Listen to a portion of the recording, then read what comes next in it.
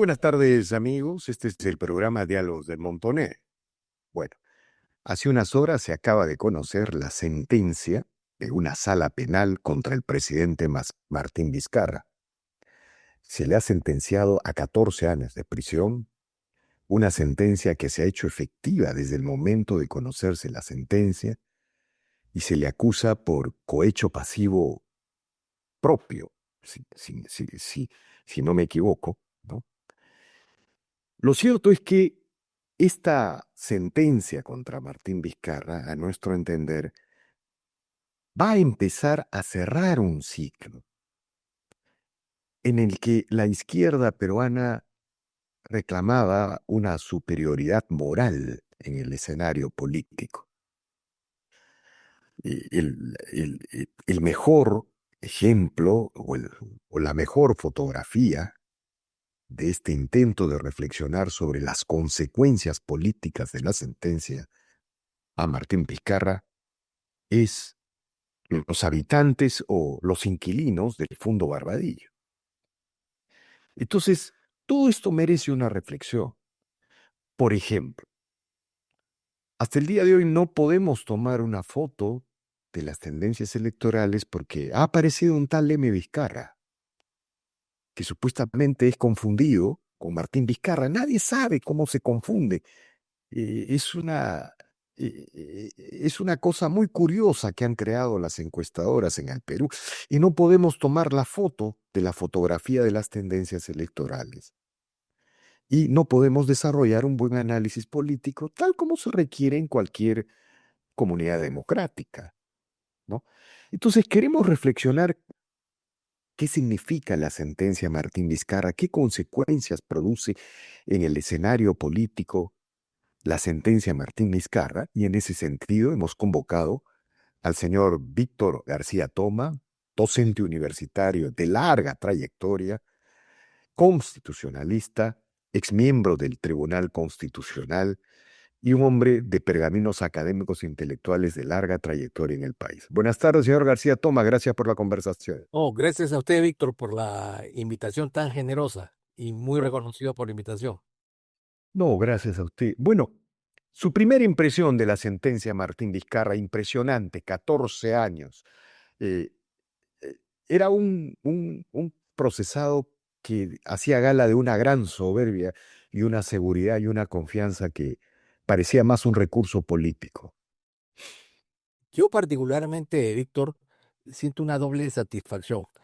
En lo personal, porque Martín Vizcarra, y me va a perdonar usted la expresión, representa lo más despreciable de la política peruana de los últimos 15 o 20 años, de demagogia, de populismo, eh, de falta de respeto, digamos, a las instituciones eh, clásicas y políticas.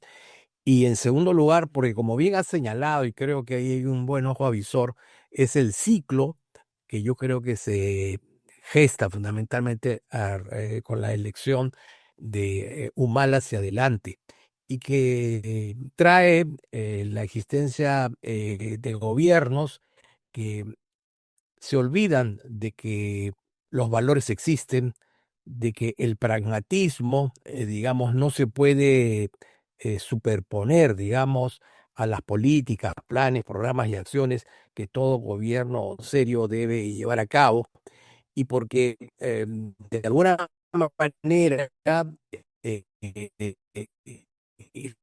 inicia el proceso.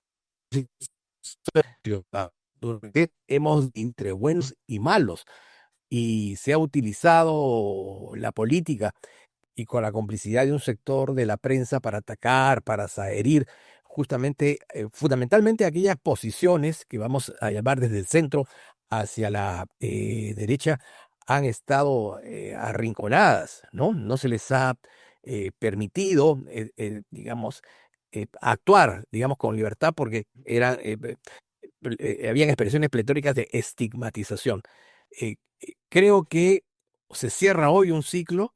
No digo que el proceso electoral vaya a traer buenas noticias, todavía no lo sabemos, pero definitivamente tenemos la oportunidad, un sector importante de los peruanos, de volver al cauce de respeto a las instituciones, de la creencia en los valores, en tener una sola moral, ¿no? Claro. No, Ahora, señor García Toma, ya pues hay un análisis penal, ¿no? Y seguramente los penalistas tienen, incluso hay razonamientos que señalan que solo se ha llegado a la prueba indiciaria, no se ha llegado a la prueba directa porque no hay cuentas, en fin. Pero digamos esto, y probablemente que todos los medios lo están tratando, pero y probablemente se va a seguir profundizando en el camino de la apelación de la defensa. Pero usted ha dicho algo que es muy importante y me gustaría que nos explicara. Vizcarra resume todo lo negativo de la política de las últimas décadas. ¿En qué aspectos podríamos sumar o qué hechos para llegar a esa conclusión, señor García Toma? lo primero, Víctor, yo diría el hecho de que la corrupción no había alcanzado niveles, salvo durante la dictadura del señor Fujimori, no había alcanzado los niveles que hemos visto en los últimos años. En el caso de la corrupción de Vizcarra se hizo a costa de más de 200.000 personas, ¿no? Que fue ¿Se refiere usted al caso de las vacunas Sinopharm? la vacuna, de los hospitales, de los grupos de oxígeno, todo ese conjunto de acciones que fueron empleados o utilizados simplemente con el afán de ganar dinero, pero a costa de la vida y de la salud de miles de personas, ¿no? Eso no lo habíamos visto antes. Mire, sí, y por otro lado, yo le quiero comentar esto para, a ver, para motivar su comentario. Una de las cosas que tiene el gobierno de Vizcarra es que se pierde cualquier sentido de forma política. La forma política se convierte en sinónimo de eliminación del rival. Durante esa época empezó el encarcelamiento de Keiko Fujimori, hoy paradójicamente exculpada, ¿no es cierto? Durante esa época hay una anécdota que señala que el día que se iba a detener eh, a Alan García, el presidente Vizcarra convocó un consejo de ministros para ver el espectáculo, solo para ver, es decir, un desayuno común. ¿Qué significa eso? ¿Qué significó? O sea, se impidió el... Y es la captura del Ministerio Público. Se inventó todo este tema de los cuellos blancos, del Consejo General de la Magistratura, en el que probablemente deben haber habido allí inconductas, pero todo esto fue preparado para capturar el Ministerio Público y utilizarlo como un instrumento, ¿no es cierto?, de opresión política, de descalificación a todas aquellas organizaciones que no compartían, bueno, no sabemos cuál es el ideario de Vizcarra, pero que no compartían esta forma de entender la política de una manera pragmática, amoral y excluyente, ¿no? y el otro asunto es que al César lo que es del César, ¿no? Era un caudillo con mucha popularidad y de alguna manera la corriente caviar en el Perú, el proceso caviar en el Perú se fujimoriza. Sí, es verdad. Se Creo que fujimoriza entre comillas para que los compañeros fujimoristas, o sea, se fujimoriza en el sentido negativo, ¿no? ¿No? ¿No? digamos, el pensamiento caviar, el pensamiento woke adquiere, digamos, em, o alcanza picos que no se habían tenido en gobiernos anteriores y de alguna manera se convierte en el referente político y en el referente cultural. Quien no comparte o quien no compartía estas visiones, evidentemente pues era observado como un adversario, como un enemigo, como alguien que tenía que ser necesariamente descalificado. Es el gobierno que inventa esta figura de la denegación fáctica y se produce la primera disolución del Parlamento en la historia del Perú, digamos, utilizando formas jurídicas que luego es avalada también por un tribunal controlado, ¿no? Entonces, es el cúmulo de la destrucción de las instituciones públicas, es la toma de estas instituciones para avasallar al adversario, lo que hoy creo que de alguna manera, de manera simbólica, se acaba. Corresponderá a los ciudadanos el que con su voto no volvamos a repetir esta experiencia. Pero Ahora, por lo menos creo que podemos darnos hoy la esperanza y la expectativa de que podemos volver a comenzar y que no vamos a tener una doble mirada como se ha tenido con el caso de la señora Villarán o como el caso del señor Vizcarra, que han gozado del beneplácito y la condescendencia de un sector amplio de los medios de comunicación y también, hay que decirlo, una condescendencia a la ciudadanía. La ciudadanía tiene que elevarse eso moralmente. me parece importante subrayar, señor García Toma, lo que usted acaba de señalar, porque Vizcarra era un enemigo formidable de la neocracia. Al César lo que es del César. Tenía apoyo popular. Controló el ejército, la policía, el Tribunal Constitucional, el Ministerio Público. Sin esas herramientas de control no hubiera podido disolver un Congreso, ¿no es cierto? Sí. Utilizando una figura que no existe en la Constitución. Manipuló un referéndum, es decir, de alguna manera engatusó a la ciudadanía y luego malversó el sentido cabal del referéndum, que en realidad es apelar al pueblo para que el pueblo decida, pero él en realidad de alguna manera orientó al pueblo a llevar a tomar las decisiones que él quería que se tomaran.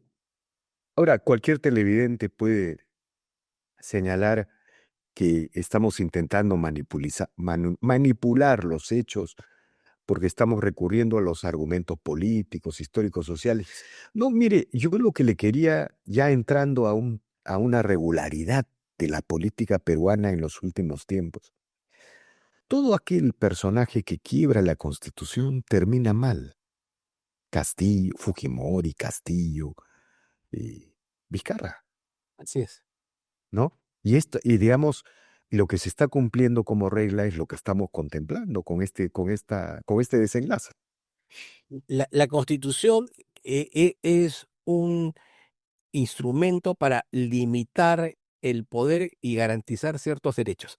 Pero en los últimos años hemos utilizado la Constitución en un doble sentido. Primero, para desde allí afirmar mayores cuotas de poder, tomando o captando las instituciones.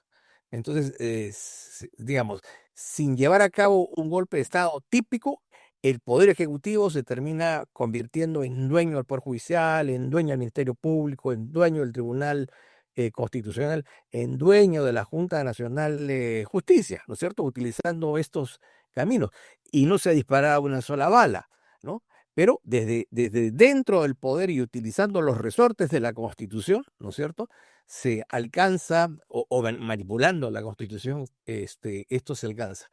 Y luego se utiliza, digamos, al árbitro, al juez, al que finalmente es el garante de nuestros derechos, como el verdugo, ¿no es cierto?, de todos aquellos que no piensan o que no aceptan, digamos, este estado de cosas, que no solamente tiene que ver con la ineficiencia, con la ineficacia, sino que tiene que ver con la corrupción y sobre todo con la doble moral, ¿no?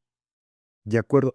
Ahora, 4 presidentes en Barbadillo, ¿no? Alejandro Toledo, Ollanthumala, Pedro Castillo y ahora Vizcarra. ¿Qué imagen causa esto en la sociedad? ¿Cuál es la primera reflexión que se le viene?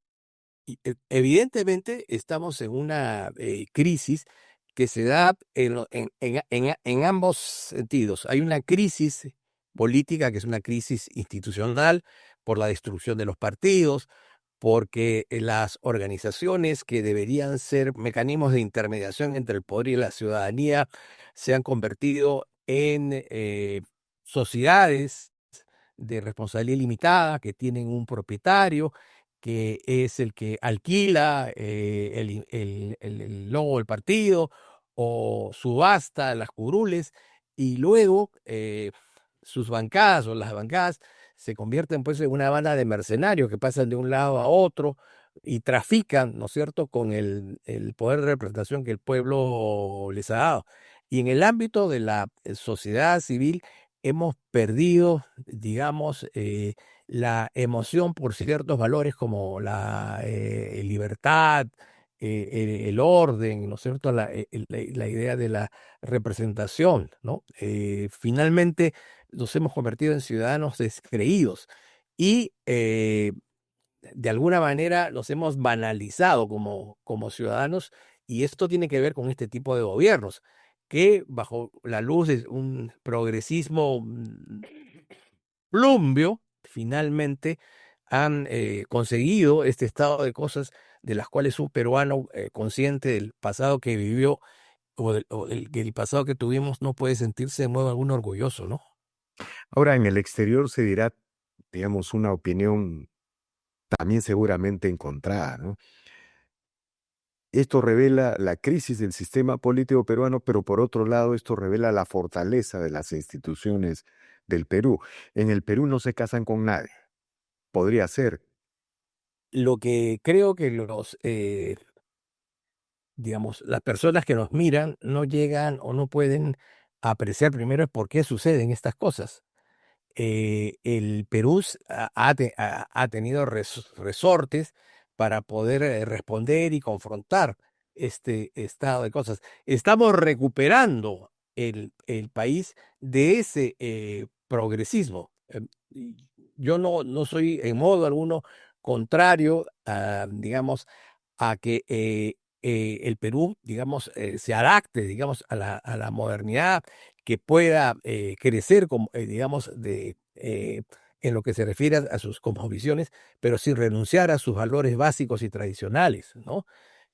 Cuando uno renuncia a sus esencias y se entrega, digamos, al malabarismo barato y se deja llevar por los cantos de sirena de los populismos, entonces obviamente tenemos que preocuparnos. Esa situación creo que no la observan de manera detenida y detallada desde afuera. Solo entienden de que hay en el Barbadillo, en Barbadillo un grupo de expresidentes y que ha habido una sanción y castigo. Lo que no perciben es por qué se produjo esa situación, cómo hemos llegado a esa situación y tampoco cómo es que queremos salir, ¿no? De acuerdo. Ahora, déjeme preguntarle ya mirando hacia el futuro, ¿no? Bueno, la gente identifica el gobierno de Castillo como un mal gobierno, incluso algunos, gran mayoría, señala el inicio del declive, aunque el declive venía desde más atrás. Pero ahora con la sentencia Vizcarra, esa tendencia se puede acentuar. Por ejemplo, la figura del M. Vizcarra, que un poco era como una humareda que impide ver la fotografía del momento. ¿Cómo queda a su entender luego de esta sentencia? Víctor, pero la primera pregunta es, en base o al amparo de qué norma legal las encuestadoras colocan como, digamos, foco de referencia electoral a alguien que está 3 veces inhabilitado y que estaba a punto de ser sentenciado, lo cual era obvio. Y cómo después, por arte de Birloque, el hermano, que digamos es una persona totalmente ajena y desconocida para el mundo de la política, ignara sobre estos temas y por lo demás bastante limitado, empieza también a ocupar algunos espacios, ¿no? De supuesta representación, 2%. Eso alguien lo ha inventado, eso alguien lo está de alguna manera bancando, ¿no es cierto? Eso es peligroso. Y lo mismo puede suceder con otras candidaturas. Lo que yo creo que tenemos que tener claro es que ya no podemos seguir con gobiernos improvisados, con gobiernos populistas, con gobiernos que dividen, que separan, que olvidan, digamos, las esencias de lo que han sido las virtudes básicas de un país importante en esta parte del continente. Y hay algunos que van en busca de lo ignoto, lo desconocido, lo nuevo, lo inédito, ¿no? Pero sin preguntarse cuál es su ideología, cuál es su doctrina, cuál es su programa, a qué barco político le quiere apostar y cuál es esa tripulación que quiere llegar a Palacio, ¿no? Entonces, O sea, hay que hacer un llamado de atención a la ciudadanía, que esté más alerta, ¿no? pero también, claro, pero también, digamos, la experiencia de Castillo, que es traumática, realmente devastadora. O sea, ese día los peruanos, más allá de que se diga que hubo fraude, pero lo cierto es si ha habido alguna irregularidades por una distancia de 50.000, 30.000 votos. La pregunta es cómo llegamos a eso, cómo el Perú pudo votar por el peor candidato de la historia republicana, el menos preparado, el que decía todos los despropósitos que luego hizo, ¿no? Bueno, Pero Víctor, este, ¿qué fue de los electores de La Molina, San Isidro, Miraflores, Surco, que que con sus votos pudieron haber cambiado el rumbo, digamos, de ese destino electoral? ¿Qué fue de los llamados cojudignos que estaban dispuestos, digamos, a entregarle el país a un grupo directa o indirectamente vinculado con lo más nefasto que ha tenido el Perú en los últimos años, como es el pero fruterismo? le mencionaba eso porque quería preguntarle, la experiencia de Castillo y ahora Sí. la imagen de Vizcarra sentenciado, ¿no ayuda a un poco a desdeñar esa idea de la novedad que viene el hombre que lo va a limpiar todo, el hombre que va a refundar la política, el improvisado con buen discurso, y más bien a buscar a lo que se conoce, a lo que genera certidumbre? Y a lo que dio buenos resultados. Con presidencia de los gobiernos que lo sucedieron, pero desde el año 2000, por lo menos hasta el 16, el Perú tuvo picos muy importantes desde el punto de vista económico y político y social. Y en algún momento creímos que podíamos, digamos, dar el gran salto, ¿no es cierto?, a ser uno de los países más importantes del continente. Y todo eso se derrumbó, digamos, de manera abrupta, muy rápida y en buena cuenta por la responsabilidad nuestra, la responsabilidad de los ciudadanos. No nos podemos dar el lujo de volverlo a repetir. Y yo creo que hay que recordar, ¿no es cierto?, las buenas experiencias de los distintos gobiernos que apostaron por un modelo económico que ha demostrado su eficacia, eh, su eficiencia y sobre todo que promovió, digamos, el acortamiento de la brecha entre ricos y pobres y generó amplios márgenes de empleabilidad. Eh, Esos gobiernos en donde se apuntaba, digamos, a reforzar los lazos de solidaridad y de integración y no a dividir, a segmentar, ¿no es cierto?, a segregar, ¿no? O a confrontar. Entonces, creo que esas experiencias que dan las fuerzas, digamos, que van desde el centro hacia la derecha, son las expresiones que yo creo que hoy van a cobrar particular importancia y estoy seguro que el ciudadano esta vez estará más atento y sabrá sopesar, ¿no es cierto?, qué es lo que realmente se puede y se debe hacer y no dejarse llevar por la emoción, digamos, y el espíritu tanático que a veces los peruanos tenemos. O sea, para resumir, doctor García Toma, al margen de las consecuencias penales, el trámite procesal, la discusión penal, se puede concluir que esta sentencia de Vizcarra, así como lo hizo el fracaso de Castillo, le achica el espacio a la izquierda, le quita margen de credibilidad, le quita autoridad, predicamento a todas las izquierdas y particularmente a la izquierda caviar, que se la jugó abiertamente por este personaje. Hay dos sentencias. Hay una sentencia penal que tiene que ver con las inconductas de un gobernante y hay una sentencia política, que es, digamos, yo creo, el confinamiento, y espero que por buen tiempo, de ciertas tendencias que irrumpieron en el escenario político, han cometido miles de destrozos, pero lo que es más grave, han dañado la unidad de un pueblo de una manera tan vil, ¿no es cierto?, en donde digamos, las manifestaciones de exaltación del racismo, la lucha de clases, la división entre ricos y pobres, entre la denostación de los que no creen pues en el progresismo y por el hecho de que tienen una visión ordenada y conservadora de las vidas, digamos, están proscritos, no tienen derecho a participar, deben ser excluidos. Eso yo creo que ha sido condenado también. De acuerdo, doctor García Toma. Muy agradecido por participar en esta interesante y pedagógica reflexión sobre las inevitables consecuencias políticas de esta sentencia que le llega a Vizcarra. Y todo parece indicar que será ratificada en segunda instancia, ¿no? Pero es necesario reflexionar porque Vizcarra hasta el último momento ha tuiteado haciendo política. Es un político extraño, pero es político. Y la verdad que también tenemos que reflexionar sobre él como político. Le agradezco infinitamente. Gracias a usted. Un abrazo. De igual manera, doctor García Tó. Hasta luego. Hasta luego. Bien, amigos, esta ha sido una nueva edición de Diálogos del Montonero. No olvide de suscribirse al canal, de dejar su comentario, que así este proyecto sigue avanzando. Muchas gracias.